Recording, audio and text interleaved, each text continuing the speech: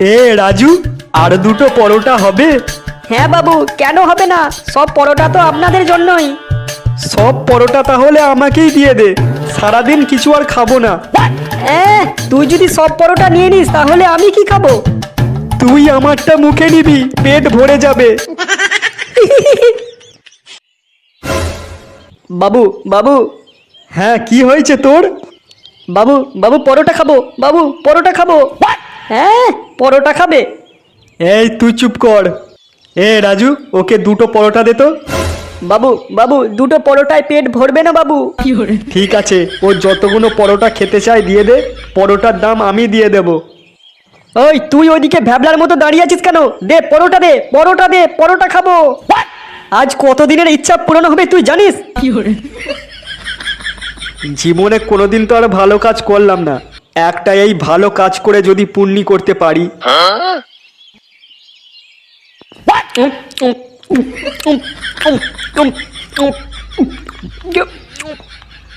বাবু বাবু আর দুটো পরোটা। আর দুটো পরোটা খাবি নাকি? আর কত পরোটা খাবি তুই? বাবু বাবু এখনো আমার পেট ভরেনি। দোকানের সব পরোটা খেয়ে নিলি আর বলছিস পেট ভরেনি? এমন কানের গোড়ায় ঝাপড় মারবো না, ছটফটিয়ে মরে যাবি জানিস। ভিক্ষে করেও আর খেতে পারবি না। যত সব আমার কপালেই জোটে। এ রাজু, এই কত হয়েছে রে আমাদের? হ্যাঁ, আপনাদের মোট হয়েছে 1200 টাকা। এই খেয়েছে রে, 1200 টাকা কি করে হলো? দিন, টাকাটা দিন। খাতায় লিখে রাখ, কালকে দিয়ে দেবো। না বাবু, আমার দোকানে ধার বাকি চলে না, সবে নতুন দোকান খুলেছি। ধার বাকি চলে না মানে? তুই জানিস তোর দোকান আমি যখন তখন উঠিয়ে দিতে পারি। যেটা বলছি সেটা কর।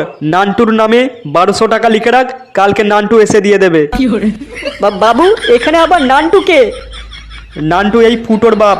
কালকে আমি নান্টুর হাত দিয়ে 1200 টাকা পাঠিয়ে দেবো, নিয়ে নিস।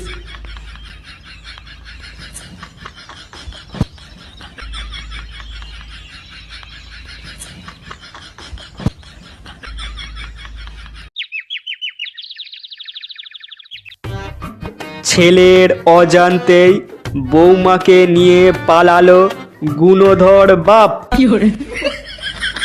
ছি ছি ছি, কি সব দিনকাল এলো। হ্যাঁ, নিজের বাপই বৌমাকে নিয়ে পালাচ্ছে, তাহলে ছেলে কি করবে?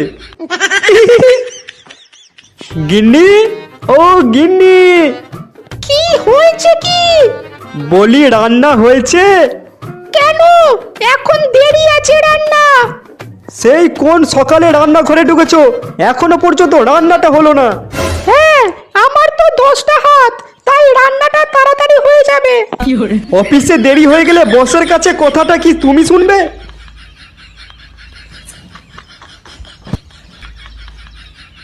করো তো লোহা পিটানোর কাজ, তাতে এত ফুটানি কিসের তোমার? থাক, আমার ঘাট হয়েছে তোমার কাছে খাবার চাওয়া। আমি আজকে বাইরেই খেয়ে নেবো, তোমাকে আর কষ্ট করে রান্না করতে হবে না। হ্যাঁ, তাই যাও।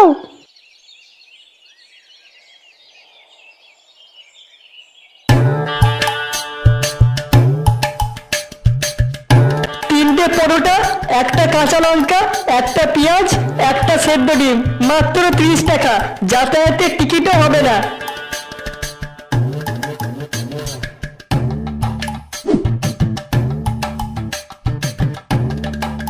কি রে, তোর পরোটা কত করে বললি?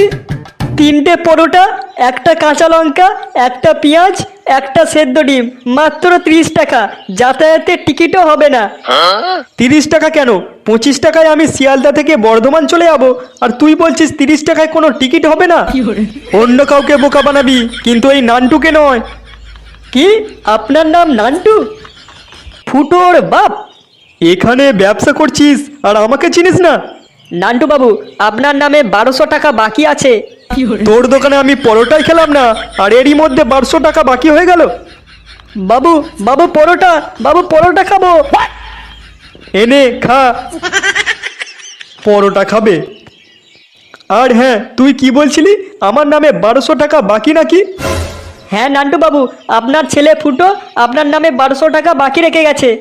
বেশ করেছে, বাকি রেখেছে। আমি ওই টাকা দেব না, তুই যা পারবি করে নে।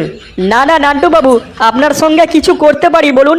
আপনি শুধু এই এঁটো থালাগুলো একটু মেজে দেবেন। কি কি কি?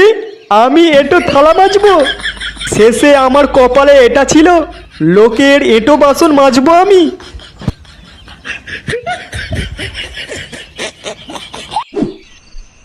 গাড়িটা একটু জোরে চলবে, এতে হচ্ছে না।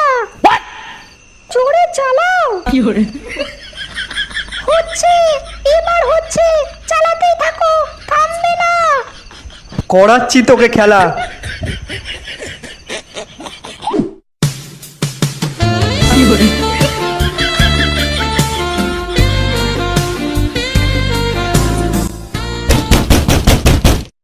ফুটো, কি রে, দরজা খুলবি না ভেঙে ঢুকবো? দরজা খোলাই আছে বাবা। খেলায় এত মত্ত হয়ে গেছো, দরজা বন্ধ করতেও ভুলে গেছো দেখছি।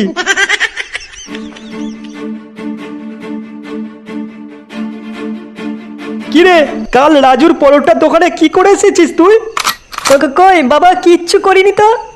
তোর জন্যে আমি আজকে পাড়ায় মুখ দেখাতে পাচ্ছি না। আজ তোর জন্যে রাজুর দোকানে এঁটো বাসনগুলো সব মেজে তারপরে বাড়ি আসতে হলো আমাকে। একেবারে রাক্ষসের মতো পরোটা খেয়েছিস দেখছি তুই। আজ থেকে তোর 10 দিন খাওয়া বন্ধ থাকবে।